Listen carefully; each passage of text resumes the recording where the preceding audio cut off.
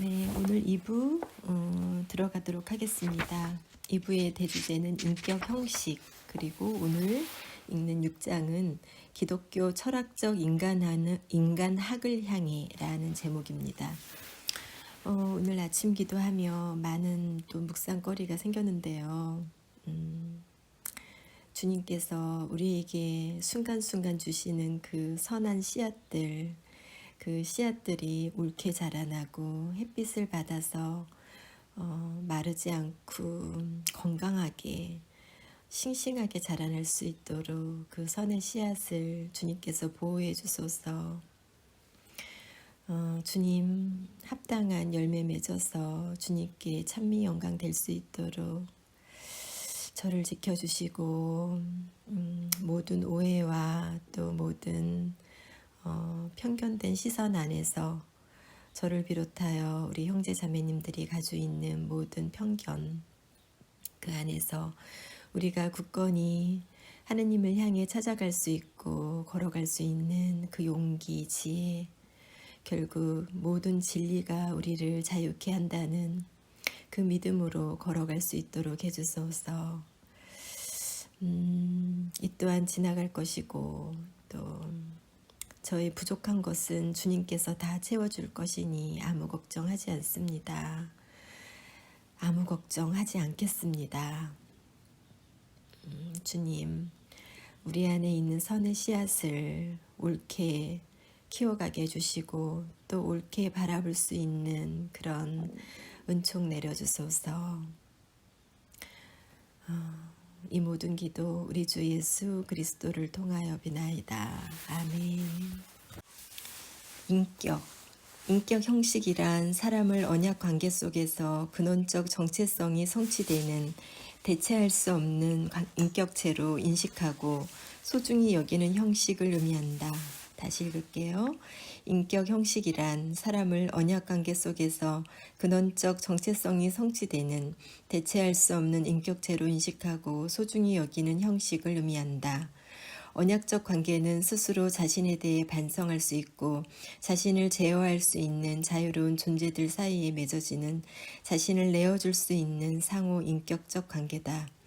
아무 대가 없이 자신을 선물로 내어주겠다는 약속으로서의 언약이 이런 자유로운 존재들의 독특한 특성이다.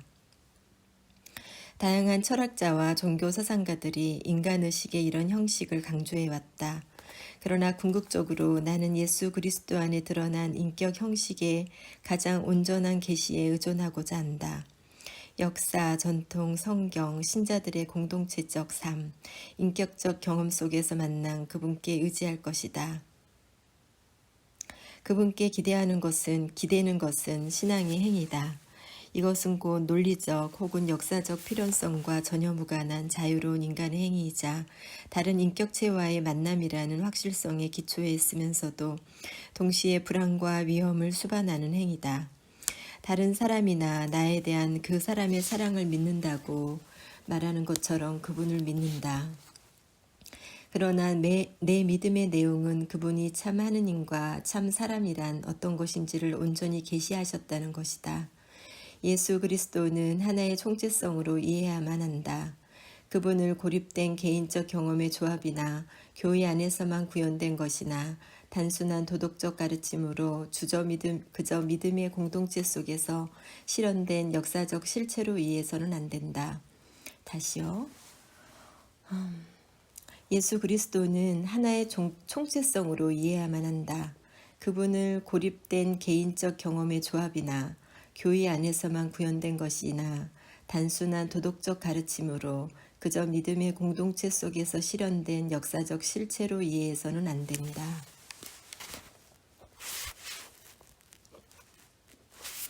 유대인이셨던 그분의 역사나 그리스도인인 나의 역사와 무관하게 그분을 이해해서도 안 된다. 총체적인 인격적 실체로서 예수님을 만나고자 한다면 이 모든 요소를 고려해야만 한다. 인격 형식은 가톨릭 교회나 기독교회, 심지어 계시 종교의 특권이 아니라는 점을 지적해 두는 건 역시 중요하다. 인격 형식은 인간이 자신의 인간됨에 충실할 때마다 그렇게 하는 곳은 어디에서든지 계시되며 명백히 드러난다. 뿐만 아니라 교회 사람들이나 그리스도인이라고 해서 반드시 그리스도의 계시를 온전히 구현하는 것은 아니라는 점 역시 사실이다. 그리스도인들이 그들의 주님이신 그리스도의 인격뿐만 아니라 자신들의 인격에도 부합하지 못한 삶을 살기로 악명이 높았던 때도 많았다. 게다가 역사와 사회 속에서 살아가는 모든 신자는 신자가 아닌 이들과 똑같이 역사와 사회의 온갖 병리 현상에 노출되어 있다. 다시 말해 지금 나는 예수 그리스도 안에서 온전히 드러난 총체성으로서의 계시에 관해 이야기하고 있다. 그리고 그러한 계시의 현실에나 그 부르심에 충실하려고 노력하는 교회가 언제나 포함된다. 나는 내 삶과 나의 자기 이해, 나의 일반적 세계관 속에서 예수 그리스도 안에 드러난 인격 형식의 계시를 만났다. 계시는 진공 상태에서 만들어지거나 나타나는 것이 아니라 오히려 역사를 통해 나라와 교회와 문화라는 배경을 통해 나 자신의 생애라는 상황을 통해 계시된다. 여기서 내가 인격의 본질을 어떻게 이해하는지 명확히 설명해 두는 것이 유익할 것이다. 왜냐하면 문화, 사회, 심지어 기독교에 관해 이야기할 때 어떤 식으로든 인격에 관한 선 이해가 수반될 수밖에 없기 때문이다. 인격의 원리는 소외와 비인간화에 관해서는 말할 것도 없고 행위와 목적에도 적용된다. 우리의 모든 성찰은 철학적, 인간적, 즉 자아적, 자의식, 인간의 잠재력, 충동과 욕구, 인간 실현 등에 관한 전반적 견해에 크게 의존한다. 인간의 본질을 단번에 결정적으로 범주화하여 바뀌거나 변하지 않는 무언가로 정의할 수 있다는 뜻이 아니다. 오히려 모든 사람이 공통적으로 가지고 있는 특징, 절박한 필요, 내재적 욕구가 있다는 말이다. 이런 것들이 침해될 때 참된 인간성이나 인간 실현은 불가능하다. 각 문화마다, 각 시대마다 인간은 자신이 불완전하며 완결하지 못한 상태에 처해 있음을 깨닫는다. 이러한 불완전성은 서로 알고 사랑할 수 있는 우리의 잠재력을 실현하려는 노력과 충동을 통해 표현된다. 조건지어지고 한정된 목표나 재화는 우리의 욕구를 최종적으로 충족시키지 못하며 오히려 우리의 욕구는 끝이 없고 결코 만족되지 않는다는 사실을 상기시켜 줄 뿐이다. 의식의 활동과 구조를 통해 우리의 존재 자체가 온전함, 지향성, 장대한 역사적 갈망, 우리의 주어진 한계를 초월하려는 노력을 하고 있음을 알 수 있다. 우리의 존재는 분명 아름다울 때가 많기는 하지만 결코 완전하지는 않다. 그러므로 사람들은 질문하고 인간으로서의 정체성에 관한 난제를 제기한다. 왜 사람은 자기 자신으로 충분하지 못할까? 너무 좋은 글이라 다시 한번 읽겠습니다. 조건지어지고 한정된 목표나 재화는 우리의 욕구를 최종적으로 충족시키지 못하며 오히려 우리의 욕구는 끝이 없고 결코 만족되지 않는다는 사실을 상기시켜 줄 뿐이다. 의식의 활동과 구조를 통해 우리의 존재 자체가 온전함, 지향성, 장대한 역사적 갈망, 우리의 주어진 한계를 초월하려는 노력을 하고 있음을 알 수 있다. 우리의 존재는 분명 아름다울 때가 많기는 하지만 결코 완전하지는 않다. 그러므로 사람들은 질문하고 인간으로서의 정체성에 관한 난제를 제기한다. 왜 사람은 자기 자신으로 충분하지 못할까? 뿐만 아니라 우리는 우리 자신이 의존적이고 불완전하며 고통스러우리만큼 미완성이라는 사실을 깨닫는다. 우리는 우리의 역사를 알고 있고 환경을 알고 있으며 우리가 그 둘과 어떤 관계가 있는지를 알고 있다. 그리고 결정적으로 우리는 우리가 언젠가 죽는다는 것을 알고 있다. 우리의 자의식은 우리의 역사와 문화적 배경이라는 한계를 부분적으로라도 벗어날 수 있는 가능성을 보여준다. 우리는 이미 존재하는 것을 맹목적으로 받아들일 필요가 없다. 적어도 이미 존재하는 것을 향한 삶의 태도를 만들어 갈 수 있는 것이다. 오늘 주옥 같은 말들이 너무 많으네요. 다시 우리가 그 둘과 어떤 관계가 있는지, 즉 우리는 우리의 역사를 알고 있고 환경을 알고 있으며 우리가 그 둘과 어떤 관계가 있는지를 알고 있다. 그리고 결정적으로 우리는 우리가 언젠가 죽는다는 것을 알고 있다. 우리의 자의식은 우리의 역사와 문화적 배경이라는 한계를 부분적으로라도 벗어날 수 있는 가능성을 보여준다. 우리는 이미 존재하는 것을 맹목적으로 받아들일 필요가 없다. 적어도 이미 존재하는 것을 향한 삶의 태도를 만들어 갈 수 있는 것이다.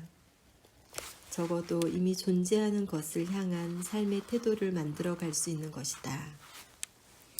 세계는 그저 우리가 그에 대해 즉각적이며 강박적으로 반응할 수밖에 없도록 주어져 있기만 한 것이 아니다. 우리에게 세계는 문제로서 제시되어 있기도 하다.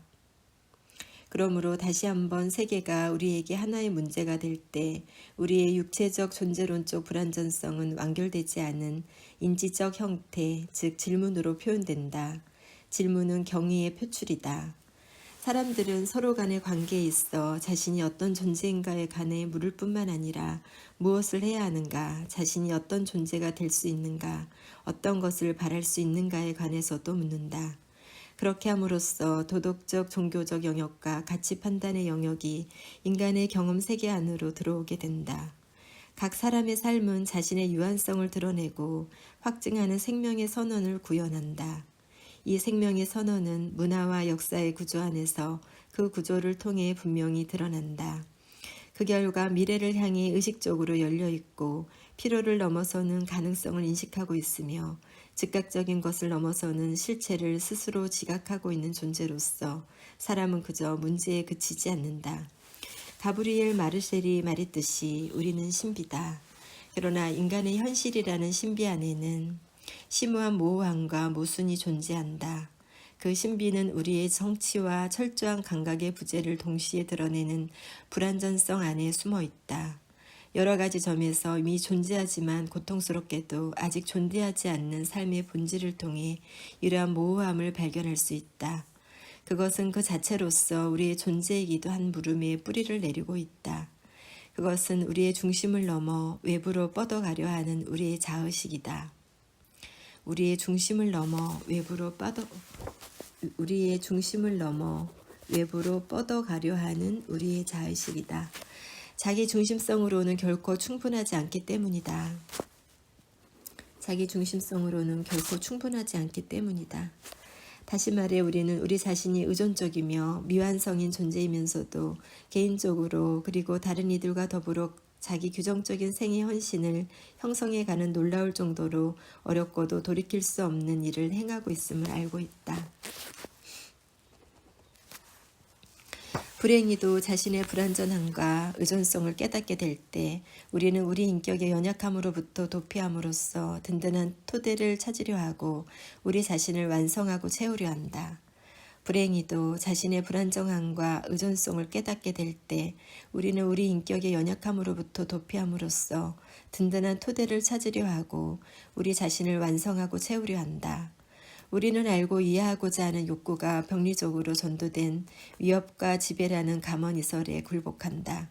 안정을 갈구하는 우리는 무한 경쟁과 무한 축적으로 빠져든다.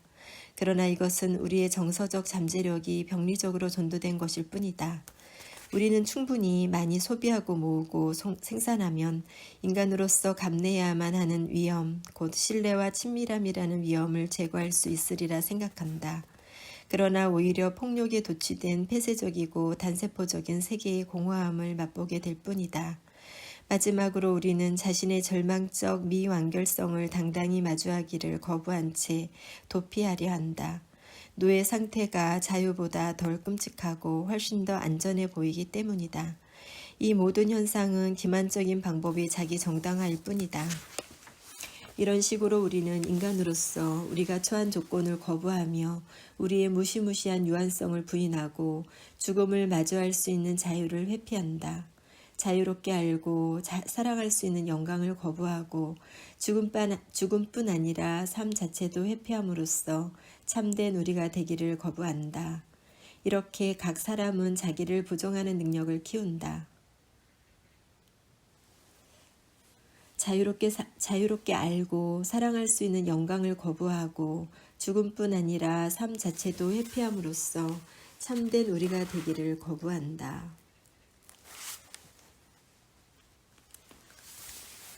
이렇게 각 사람은 자기를 부정하는 능력을 키운다. 우리는 자기 증오와 다름없는 폭력을 통해 자기만의 틀에 갇혀 자기를 지키기 위해 모든 것을 희생하고 자기를 보존하기 위해 헌신적 사랑으로부터 도피해서 쾌락에 탐닉함으로써 우리의 운명과 인격을 거부할 수 있다. 이것이 바로 우리의 타락된 모습이고 죄의 드라마의 밑바탕에 깔려있는 갈등의 모습이다. 즉 우리의 인간성 자체를 거부하고 우리가 인격적으로 창조된 존재임을 부정하는 모습이다. 우리는 자신이 하느님도 아니고 하느님이 될 필요도 없는 사랑스러운 피조물이라는 사실을 거부한다. 우리는 충분하지 않은 존재인 것과 완결되거나 자기 충족적이지 않은 존재인 것을 수치스러워하면서 우상 숭배를 통해 잘못된 완성을 추구한다. 그렇다고 해서 인간이 근원적으로 악하다거나 자기중심적이라는 말은 아니다. 지금까지 내가 한 말은 유한한 인간성이 지닌 양가성의 한 측면일 뿐이기 때문이다. 경험의 영역에도 자연적인 신적 현현이 존재한다. 즉 에브라햄 매슬로우가 초월과 조화, 자기 실현, 황홀경의 사랑에 대한 최상의 경험이라고 칭한 순간들이다. 매슬로우가 말한 초월과 조화, 자기 실현, 황홀경의 사랑. 네. 인식의 확장을 경험하는 중에 잠시나마 인간의 가능성이 드러날 수도 있다. 인식의 확장을 경험하는 중에 잠시나마 인간의 가능성이 드러날 수도 있다. 곧 우리가 타자라는 신비 앞에서 무방비 상태임을 깨닫는 순간이다. 타자라는 신비. 오늘 많은 묵상거리가 저와 너무 맞는 말씀들이 많아요. 타자라는 신비 앞에서 무방비 상태임을 깨닫는 순간. 우리는 이따금 통제나 권력에 굴복하지 않고 즐거이 자기를 용납하고 자기를 내어줄 때 혹은 침착하게 무언가에 몰두할 때 자신이 통합되고 실현되고 있음을 깨닫게 된다. 아멘. 우리는 이따금 통제나 전략에 굴복하지 않고 전략에 굴복하지 않고 즐거이 자기를 용납하고 자기를 내어줄 때 혹은 침착하게 무언가에 몰두할 때 자신이 통합되고 실현되고 있음을 깨닫게 된다. 아름다운 말이지요. 이럴 때 사랑받고 사랑하는 피조물로서 우리가 지닌 참된 운명이 드러난다. 그러나 이러한 신적 현현은 매우 미약하며 어느덧 사라져버리기에 사람들은 그저 짧은 순간의 환영이라고 생각할 따름이다. 지배와 획득의 유혹은 계속해서 우리를 사로잡으려고 위협한다. 결코 만족하지 않고 그칠 줄 모르는 우리의 욕망은 절대로 완전히 실현될 수 없는 것처럼 보인다. 그리고 우리 자신의 자원, 사랑하는 이가 주는 자원조차도 우리 자신의 자원은 너무나도 약하고 불충분해서 우리의 통제를 벗어나 있다. 샤르트르가 주장했듯 실로 인간은 무한한 열정, 즉 온전한 인간성을 향한 압력 그 자체다. 그러나 동시에 그 자체에만 매달리고 그 안에 갇혀있을 때에는 끔찍할 정도로 근거가 없고 지극히 부조리한 열정이다. 문화, 인간, 신앙. 문화의 의미를 정의하거나 이해하는 데는 수백 가지 방식이 있다. 역사적, 심리학적, 인류학적 방식이 대표적인 예다. 하지만 여기서는 이 말의 어원에 대해 살펴보자. 이에 관해 라틴어는 시사하는 바가 크다. 문화는 경작하다, 재배하다, 땅을 갈다란 뜻이다. 타키투스와 리비우스는 문화를 살다, 거주하다로 사용했다. 키케로는 이 말을 기르다 또는 공부하다 라는 뜻으로 사용했다. 마지막으로 이 말의 과거분사에서 기원한 영어 컬처가 암시하듯 문화라는 말은 종교의 영역과도 관계가 있다. 베르길리우스와 키케로는 제의적 대상에 대한 숭배와 존경이라는 뜻으로 이 말을 사용했다. 문화는 제의다. 그것은 계시의 체계다. 문화는 집단적 의례와 상징적 형식, 인간적 표현, 생산 체계를 포괄한다. 문화는 소리 없이 사람을 변화시키고 헌신을 이끌어내며 모범을 제시하고 변형하며 인간의 업적을 드러낸다. 그러므로 문화는 하나의 복음이자 계시록이다. 신념을 매개하고 우리에게 우리 자신에 관해 계시한다. 문화는 경작이다. 인간은 자신을 재배하고 경작하여 자연으로부터 문화를 이룬다. 문화가 독립적 실체를 지니게 될 때 그것은 다시 우리를 재배하고 경작한다. 우리는 문화적 교양인이 된다. 그러므로 문화는 인간이 만들어가지만 그것은 특별한 방식으로 자체의 형상을 따라 우리를 만들어간다. 문화는 우리의 집단적이며 상징적인 거주지다. 우리는 문화 안에 거한다. 우리의 의식은 우리 문화 안에 거한다. 문화는 인간의 장막, 집단적 영혼의 육화다. 그것은 사람들의 살아있는 표현이다. 문화는 혼으로부터 기원한다. 그리고 혼은 문화에 의해 형성된다. 그러므로 인간에 관한 모든 이론과 영성과 신앙에 관한 모든 연구는 문화를 다루지 않을 수 없다. 문화라는 말은 한 집단이 그 실체를 표현하고 구현하는 모든 방식을 지칭한다. 그것은 사람들이 만들어낸 산물이다. 그러므로 인간 총체성의 일부다. 그것은 인간으로부터 기원한다. 인간은 환원론적 의미로는 문화에 속하지 않는다. 문화의 목적은 우리의 인간성을 드러내고 재확인하는 데 있다. 정신노동을 표현하는 다른 모든 것들처럼 문화가 그 목적 자체에 충실하다면 그것은 우리의 인간성에 봉사해야만 한다. 의미와 이해, 공식화의 차원에서 문화를 가장 적절하게 이야기할 수 있다는 것은 사실이다. 이런 것들이 자연과 우리의 본성을 재배하고 경작하는 데 알맞은 구조와 질서다.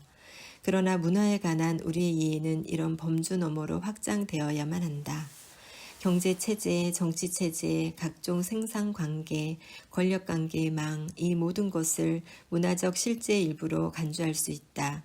이 모든 것은 인간이 만든 물건이나 문학적 표현과 마찬가지로 상징적 형식을 이룬다. 그것들은 가치의 표현이자 가치의 담이자 가치의 교사이기도 하다. 인간의 일부인 문화가 살아있는 인간으로부터 독립성을 획득하여 인간성의 단 한 가지 부분만을 표현하고 그것을 창조한 인간을 지배하게 될 때 영적이며 정신적인 문제가 발생한다. 그럴 때 사람들이 문화를 섬기게 되고 문화는 더 이상 사람들을 섬기지 않게 된다.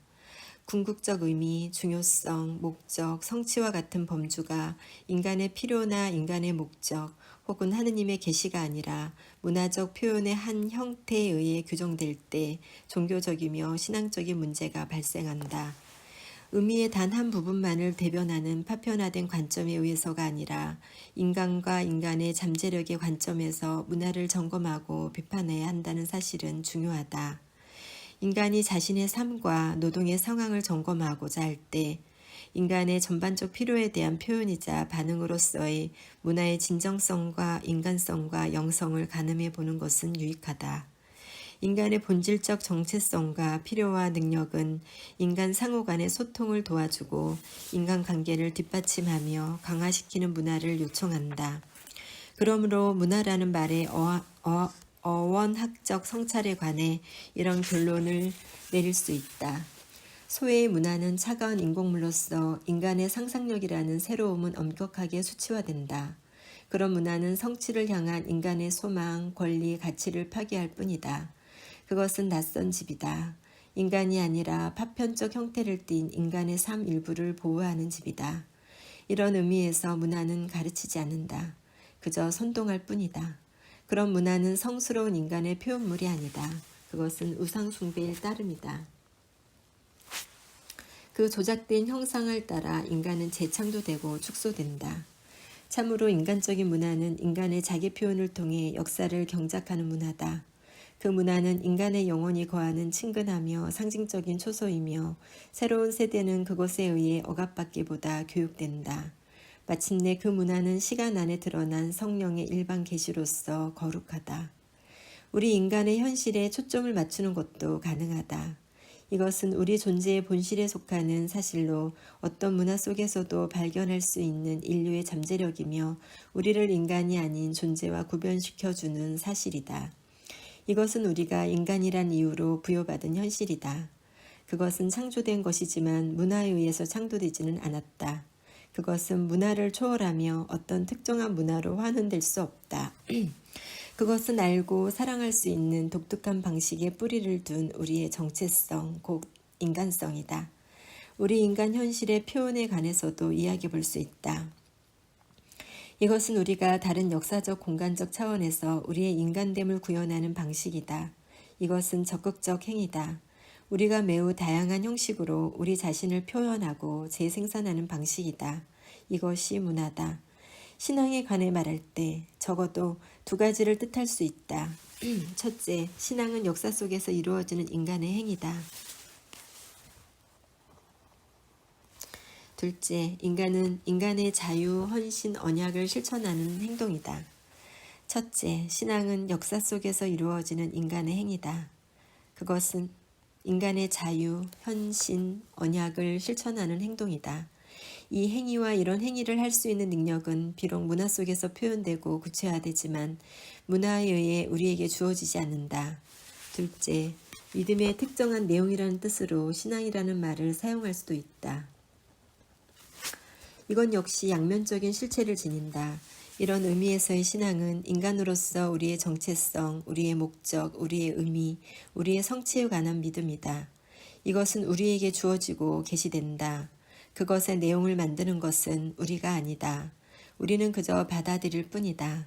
그러나 언제나 역사적 문화적 배경과 제한 속에서 받아들인다. 또한 신앙은 문화적으로 표현된다. 인간의 조건 및 목적이라는 진리를 다루는 신앙의 특정 내용과 관련하여 참으로 인간이며 참으로 하느님을 닮았다는 것이 무엇을 뜻하는지와 관련하여 그리스도인은 예수님 안에 계시된 하느님과 언약으로 맺어진 신앙의 행위를 한다. 신앙의 내용뿐만 아니라 신앙의 행위를 장려하는 인간의 자기 표현이라는 사회적 체계가 존재한다. 반면에 어떤 문화적 체계나 그런 체계의 일부는 신앙의 내용뿐만 아니라 자유로운 신앙의 행위를 금지하고 위협한다. 시간과 공간 안에서 성육신한 하느님이신 그리스도처럼 신앙이 문화라는 환경 안에서 생겨나고 그것을 통해 실천되는 것이라고 가정하고자 한다면 신앙과 문화에 관한 우리의 문제는 이런 것일 테다. 어떻게 우리는 문화 안에서 그것을 통해 우리와 다른 사람들에게 말을 거는 참으로 역사적 신앙인 동시에 문화적 명령이나 문화적 내재로 환원되지 않는 신앙을 가질 수 있을까? 어떻게 우리는 길들여지거나 두려움에 주눅들지 않는 신앙, 문화적 상대주의에 갇혀 버리지 않는 신앙, 문화적 이데올로기와 우상 숭배에 도전할 수 있는 신앙, 문화에 전적으로 적응해 버리지 않는 신앙을 구체적으로 살아낼 수 있을까? 우리는 늘 스스로에게 이렇게 질문해야 한다. 문화는 우리의 신앙을 어떻게 해방시키고 끌어들이고 현실화하는가? 대부분의 사람들이 이런 질문은 가지고 있을 것이다. 그러나 이런 질문 역시 필요하다. 문화는 우리의 신앙을 어떻게 위협하고 제한하고 타협시키고 배반하는가? 이것은 우리가 가장 자주 잊어버리는 질문이다. 적대적인 문화. 우리의 역사, 우리의 연약함, 우리 삶의 가장 중요한 문제들은 모두 우리가 생산한다는 사실 때문에 더욱 복잡해진다. 우리는 집단적으로 동시에 개인적으로 행동하고 만들고 생각함으로써 우리 자신을 표현한다. 인간은 구체화된 존재인 동시에 구체화하는 존재다. 노동, 놀이, 표현을 통해 우리는 개인으로서 동시에 집단으로서 우리 자신을 구체화한다. 언어, 예술, 사회적 관계를 통해 우리는 공동체나 종으로서 우리 자신을 문화적으로 구체화한다. 우리는 우리의 문화 속에서 가장 심층적인 삶의 상징을 발견한다. 이것은 우리의 근원적인 공동의 책임이다. 그 책임은 우리의 모든 실존적 현실, 즉 우리의 불완전함과 우연성, 우리의 깨어짐과 모호함, 우리의 죄와 은총, 우리의 병리 현상과 최상의 경험에 참여한다. 문화는 공동체와 개인이 세계를 만들어가는 자유로운 사업일 수도 있다. 이 경우에 문화적 구조는 개인의 참여를 권장하는 동시에 우리의 주체성과 관점에 대해 공동체적 비판을 제시하는 형식과 가치의 세계가 될 수도 있다. 이런 식으로 문화는 인간의 자유로부터 생겨나는 동시에 인간의 자유를 증진하는 데 기여한다. 반면 문화는 인간이 지닌 위험한 잠재력을 표현하는 동력이 되기도 한다. 인간 의식의 구체화로서 문화적 산물은 객관적이며 선제적인 현실이라는 특성을 획득할 수 있고, 그럴 때 인간의 자유와 열린 물음이라는 요구에 반하는 외부적 힘으로 이해된다. 다시요. 반면 문화는 인간이 지닌 위험한 잠재력을 표현하는 능력이 되기도 한다. 인간 의식의 구체화로서 문화적 산물은 객관적이며 선제적인 현실이라는 특성을 획득할 수 있고, 그럴 때 인간의 자유와 열린 물음이라는 요구에 반하는 외부적 힘으로 이해된다. 객관화된 문화가 상호 주체성이라는 세계를 제공하는 것은 사실이다. 그러나 그 부동성은 인간의 창발적 가치를 억누를 수도 있다는 것도 사실이다. 인간의 자유와 물음이 만들어내는 새로움은 폐쇄적인 문화적 가치 체계를 위협한다. 제가 자주 이렇거든요. 그런 체계는 오직 그 자체의 객관적 현실이라는 관점에서만 상황이나 인간과 상호작용한다. 예를 들어 의식의 상품 형식에 의해 뒷받침되고 또 그것을 뒷받침하는 문화는 인격적 실체를 적대적이거나 비정상적이거나 이단적인 세력으로 대한다. 다시 한번 읽겠습니다. 인간의 자유와 물음이 만들어내는 새로움은 폐쇄적인 문화적 가치 체계를 위협한다. 그런 체계는 오직 그 자체의 객관적 현실이라는 관점에서만 상황이나 인간과 상호작용한다. 예를 들어 의식의 상품 형식에 의해 뒷받침되고 또 그것을 뒷받침하는 문화는 인격적 실체를 적대적이거나 비정상적이거나 이단적인 세력으로 대한다. 그렇기 때문에 오늘날 많은 기독교적 가치, 즉 순결, 평화주의 가정생활, 이런 가치는 비정상적이거나 신비롭거나 낯설고도 원시적인 것으로 취급된다. 따라서 이런 가치를 받아들이는 사람들은 지배적 상품 형식의 가치를 받아들이거나 자신의 삶이 비정상적인 것으로 조롱당하는 상황을 묵인해야만 하는 엄청난 압력을 받고 있음을 깨닫게 된다. 하나의 문화적 체계가 개인들에게 거부나 동화 중 하나를 선택하라고 강요하기에 이르면 그 체계는 더 이상 인간적 체계일 수 없고 더 이상 개인의 참여를 환영할 수도 없으며 더 이상 공동체적으로 구현된 비판의 근거로서 개인에게 유익이 될 수도 없다. 왜냐하면 그것은 이제 하나의 폐쇄적인 체계가 되었기 때문이다. 그것이 지닌 담론의 전 영역에 대해 이의를 제기할 수 없기 때문에 이데올로기가 되고 만다. 그것은 인간을 객관화되고 언역적이지 않은 실체의 노예로 만들기 때문에 우상 숭배가 되고 만다. 문화적인 비판적 자기평가는 불가능해진다. 문화 자체의 기준으로 환원되지 않는 기준은 전혀 효력이 없기 때문이다. 그런 문화는 더 이상 인간성의 표현이 아니다. 오히려 인간이 문화의 표현이 되고 만다. 구체적인 인간적 구현체로서 모든 문화는 필연적으로 제한되고 구체적이며 특정 관점을 가진다. 주어진 문화 안의 다양한 가치체계의 경우는 더 그렇다. 그것이 문화적 가치체계라는 바로 그 이유 때문에 그 현실의 기준과 생존의 기준은 그 자체가 지닌 구체성과 관점에 의해 내재적으로 제한될 수밖에 없다. 따라서 그 특정한 언어, 교육 및 정치체계, 예술계와 음악계, 세계관이 일단 거기 바깥에 존재하는 실제로서 지위를 획득한 후에는 이런 것들이 그 자체의 관점에 따라 다른 관점을 받아들이거나 판단하거나 거부하게 된다. 그리고 모든 새로움은 이미 존재하는 것의 자기 확장, 양적 성장, 축소, 확대, 증식이라는 측면에서만 용인될 수 있다. 새로운 형태의 의사소통, 예술, 학문, 신념은 기존의 것에 의해 흡수되거나 혁명적이며 반문화적인 것으로 평가되거나 별로 중요하지 않은 일탈로 용인되거나 그 위협이 심각하다면 제거되어야만 한다. 색바른 청바지, 머리 모양, 거리의 언어는 이익이 되기 때문에 메디슨가에 매우 쉽게 흡수될 수 있었다. 종교 분파나 열강주의자도 미국의 꿈을 완전히 잠식하지 않는 한 몽롱한 미소를 짓는 비주류 집단으로 용인될 수 있다. 그러나 인격적 사랑, 인격적 지식, 믿음, 소망, 사랑, 정절에 대한 헌신과 같은 강력한 인간의 충동은 어떻게 대하는가? 이런 것에 대해서는 둘러대거나 논박하거나 상품의 관점에서 그 정당성을 부인해야만 한다.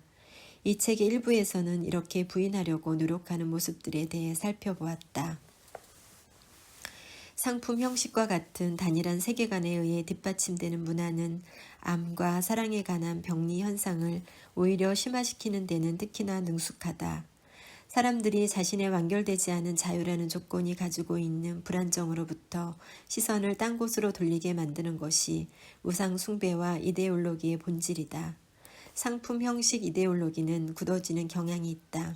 그것은 닫혀 있으며 완성되고 완결되어 있다. 유일한 새로움은 반복일 뿐이다. 상품의 이데올로기는 초대나 자유로운 헌신, 물음에 대해 폐쇄적이다. 그것은 수요와 조작의 관점에서만 사람들과 관계를 맺는다. 그것은 실용성, 유용성, 지배, 공격의 관점에서만 다른 사회적 체계와 관계를 맺는다. 우상 숭배 이데올로기는 정서와 선택을 적응, 동화, 축약, 예속으로 유도한다. 그것은 문화적 체계를 통해 인간의 자유와 우발성을 거부한다. 그러나 인간의 나약함으로부터 거짓된 안정감과 가짜 성취로 도피해버릴 때 우리의 존재론적 빈곤은 지배를 불러일으키며 사회 안의 폭력과 다른 사회에 대한 폭력을 초래한다. 모든 우상 숭배와 마찬가지로 우리의 문화적 복음 속에서 인간성이 지닌 불안으로부터 벗어나고자 한다. 그러나 그 속에서는 한층 심화된 예속을 발견하게 될 뿐이다. 우리는 참된 인간성, 개방성, 초대, 위험을 무릅쓰는 우리의 약함을 부인함으로써 자신을 그 틀에 끼워 맞출 뿐이다. 물론 지금까지 가장 굳어진 형태의 이데올로기라는 관점에서만 문화를 논의해왔다. 그러나 문화를 초월하는 가치, 특정한 문화적 체계로 환원되지 않는 가치, 사람됨의 본질과 구조 자체에 근거한 가치에 충실할 때에만 문화가 이런 식의 이데올로기로 굳어지는 것을 막을 수 있다. 상품 형식의 세계 속에는 이런 문화를 초월하는 가치들이 가장 무자비하고 체계적인 공격을 받아왔다. 인간성에 근거한 가치들은 쇠퇴하고 있으며 그 유효성을 거부당하고 있는 듯하다. 이 책의 2부에서는 이런 가치를 지켜낼 마지막 보루가 유대교와 기독교의 전통과 그 신앙적 실천이며 더 나아가서 사람들로 하여금 실존의 인격 형식을 끌어안고 구현하도록 이끌어주는 모든 참된 신앙이라는 사실에 관해 이야기할 것이다. 아멘.